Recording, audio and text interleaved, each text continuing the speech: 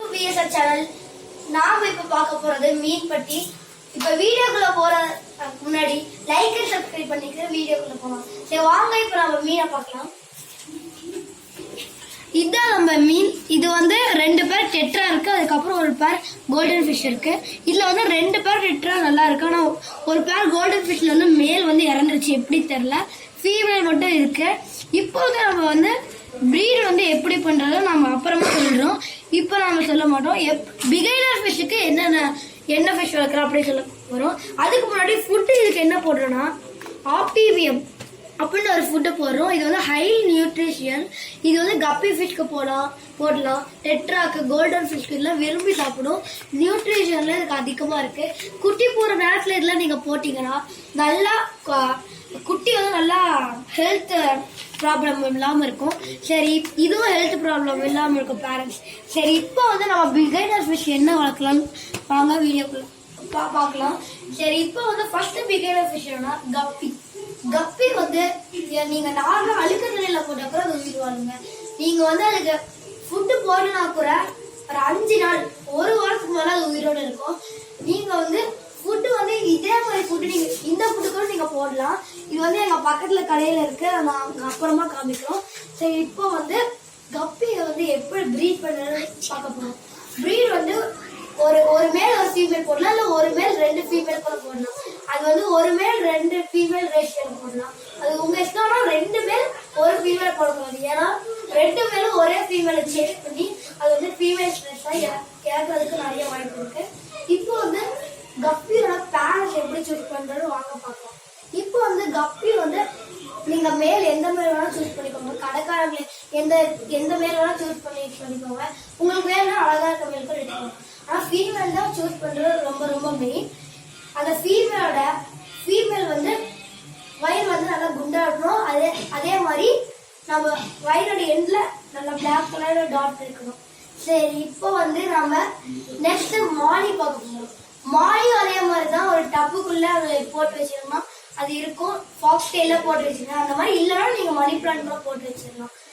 சரி, இப்போ வந்து நம்ம அதுக்கு என்ன ஃபுட்டு போடணும், அதுக்கும் இதே ஃபுட்டு தான். நம்ம வந்து ப்ரீட் பண்றதுல ஈஸி தாங்க.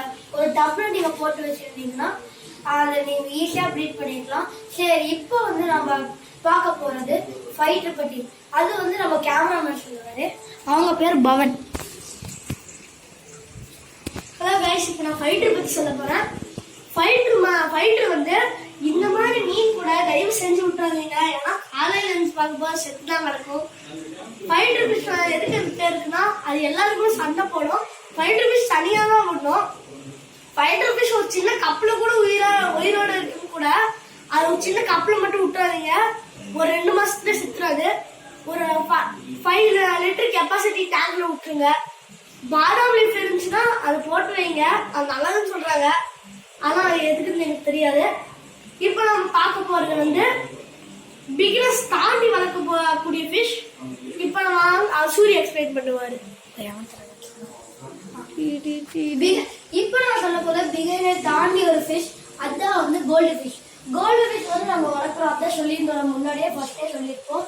கோல்டு ஃபிஷ் வந்து வளர்க்குறது அவ்வளோ ஈஸி இல்லைங்க. அதுக்கு நீங்க கேர் நிறைய பண்ணணும். அதே மாதிரி அது நீங்க ஒரு டேங்க்ல தான் விட்டு வச்சுக்கணும். ஒரு டப்பாலாம் விட்டு வச்சா அது ஜம்ப் பண்ண நிறைய வாய்ப்பு இருக்கு. அது ஜம்ப்லாம் பண்ணாது, நீங்க போட்டு வச்சா அது உயிர் வாழறதுக்கு ரொம்ப கஷ்டம். நீங்க இந்த மாதிரி டேங்க்ல போட்டு வச்சிருக்கணும். ஒரு பேரை விட்டீங்கன்னா அது பாட்டு அது கம்மன் இருக்கும். இப்போ வந்து அதுக்கு என்ன ஃபுட்டுன்னா அதுக்கும் இதே ஃபுட்டு தான். ஏன்னா வந்து இதுக்கு வந்து மோஸ்ட்லி இந்த ஃபுட்டு என்னதுக்கெல்லாம் போடலாம்னா கப்பிக்கு போடலாம், கோல்டன் ஃபிஷ்க்கு போடலாம், டெட்ராக்கு போடலாம், மாலி அந்த மாதிரி கௌராமி அந்த மாதிரி நிறைய ஃபிஷ்ஷுக்கு போடலாங்க. ஃபைட்டருக்கு கூட போடலாம். சரி, இப்போ வாங்க கோல்டன் ஃபிஷ்க்கு எப்படி டேங்க் செட் பண்ணுறது பார்க்கலாம். நீங்க வந்து கோல்டன் ஃபிஷ் வாங்குறீங்கன்னா அது கண்டிப்பா ஒரு டேங்க்கும் கூட சேர்ந்து வாங்குங்க. இல்லைன்னா நீங்க அது வாங்கவே முடியாது. இப்போ நீங்க டேங்க் வாங்கி பாருங்க. இப்போ நீங்க டேங்க் வாங்கினதுக்கு அப்புறம் கண்டிப்பா அதுல வந்து ஒரு மோட்டார் இருக்கணும், மோட்டார் அண்ட் ஃபில்டர் இருக்கணும். ஏன்னா வந்து அந்த தண்ணி வந்து எப்பயுமே கிளீனா தான் இருக்கணும், ஏன்னா அது வந்து இறந்துடும். மோட்டரும் அதுக்கு இருக்கணும். அதுக்கப்புறம் ஆக்சிஜன், இங்க பாருங்க மோட்டார் பாருங்க, இது வந்து ஃபில்டர் அண்ட் மோட்டார் ரெண்டுமே கலந்து ஒரு இது. நீங்க அதுக்கப்புறம் ஆக்சிஜன் சரி, இப்போ வந்து நம்ம வந்து ஆக்சிஜனும் நீங்க ஓப்பன்ல வைங்க. கொஞ்சம் இந்த அளவுக்கு நீங்க தண்ணி ஃபில் பண்ணா போதும். சரி, இப்போ நம்ம வந்து பார்க்க போறது காய் ஃபிஷ். காய் ஃபிஷ் வந்து எப்படி வளர்க்கறதுன்னு மகன் சொல்லுவாரு. காய் ஃபிஷ்ஷுக்கு போறதுக்கு முன்னாடி 2 பாயிண்ட் சொல்லிடுறேன். ஃபில்டர் கீழே 1 இன்ச் அளவுக்கு டிஸ்டன்ஸ் விட்டுருங்க. அப்பதான் மீன் அங்க போயிட்டு வரதுக்கு வசதியா இருக்கும். ஃபில்டர் மேல தண்ணி இருக்கணும். கொஞ்சம் கம்மியாயிடுச்சு, நான் இன்னும் ஊற்றணும். ஃபில்டர் மேலே கொஞ்சம் தண்ணி இருக்கணும், அதை மட்டும் கவனிச்சுக்கோங்க. வாங்க இப்போ நம்ம கொய் ஃபிஷ்ஷுக்கு போகலாம். கொய் ஃபிஷ் எப்படின்னா அது ரொம்ப பெருசாக வளர்ந்துட்டே இருக்கும். 1 மாதம் விட்டிங்கன்னா இவ்வளோ வளர்ந்துடும், 2 மாதம் இவ்வளோ, அந்த மாதிரி வளர்ந்துட்டே போகும். அதனால அதை ரொம்ப ஜாக்கிரதையாக பார்த்துக்கணும். அதுக்கு ஜம்பிங் ஃபிஷ் நான் இன்னொரு பேர் வச்சிருக்கேன். ஏன்னா அது டேங்க்ல இவ்வளோ தண்ணி விட்டு பிடிச்சிங்க.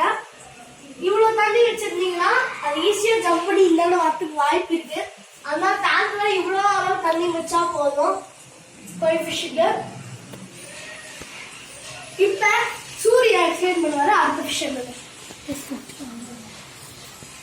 இப்போ வந்து நான் அடுத்த ஃபிஷ் எக்ஸ்பிளைன் பண்ண போறேன். அதுக்கு முன்னாடி இதுக்கு என்ன ஃபுட்டு போறேன்னு, நான் காய் ஃபிஷ்க்கு என்ன ஃபுட்டு போறேன்னு நான் சொல்ல போறேன். காய் ஃபிஷ்க்கு இதே ஃபுட் தான். ஸோ இந்த ஃபிஷ் உங்களுக்கு போடல கூட, ஆனால் காய் ஃபிஷ்க்குள்ள கண்டிப்பாக நியூட்ரிஷன் ஃபுட்டை போடணும். இது நியூட்ரிஷன் தான். இதுக்கு மேலே உங்களுக்கு நியூட்ரிஷன் வேணும்னா அது வந்து இன்னொன்று இது இருக்கும், அது நீங்கள் வாங்கிக்குவாங்க. அங்கேயே தான் இருக்கும், அதே கடையில் இருக்கும். நாங்கள் இப்போதைக்கு இந்த மீன் வாங்குறோம். கப்பிலாம் வந்து மேலே செட்டப்ல இருக்கு, நம்ம அப்புறமா காமிக்கிறோம்.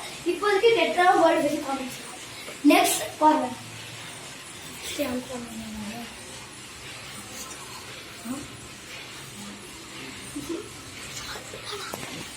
பாருங்க. ஓகே, நம்ம நெக்ஸ்ட் பார்க்க போறது ஷார்க்.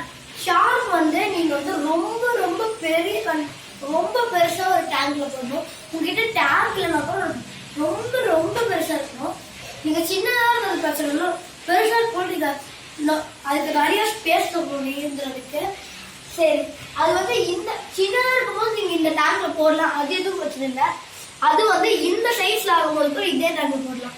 அது இந்த அளவுக்கு இந்த டேங்க் அளவுக்கு வளர்ந்துச்சுன்னா நீங்க புதுசா இன்னும் ரொம்ப பெரிய டேங்க் போடணும். அது வந்து ஷார்ட்ல வளர்க்குறது கஷ்டம்.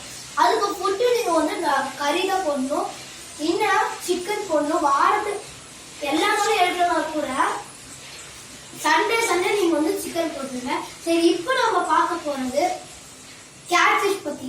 கேட்ஃபிஷ் வந்து எப்படி அது வந்து வளருது, என்ன ஃபுட்டு போடணும்னு சொல்லி